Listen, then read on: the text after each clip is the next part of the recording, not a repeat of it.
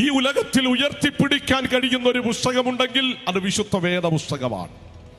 വിശുദ്ധ വേദ പുസ്തകത്തിന്റെ പ്രത്യേകത എന്ന് പറഞ്ഞാൽ ഈ ഉലകത്തിൽ ഏറ്റവും കൂടുതൽ നശിപ്പിക്കപ്പെട്ടതും ഇന്നും നശിപ്പിക്കാൻ ശ്രമം നടത്തുന്നതും കത്തിച്ചു ചാമ്പലാക്കിയതുമായ ഇതുപോലൊരു പുസ്തകം ഈ ഉലകത്തിലില്ല.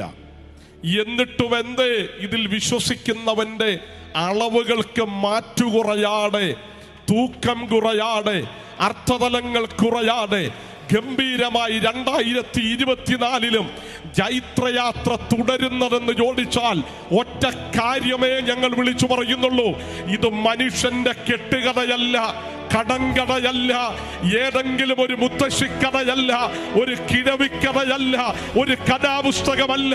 ഇത് ജീവനുള്ള ദൈവത്തിന്റെ വചനമായതുകൊണ്ട് ഈ ഉലകത്തിൽ ഒരു മാനുഷിക പദ്ധതികൾക്കും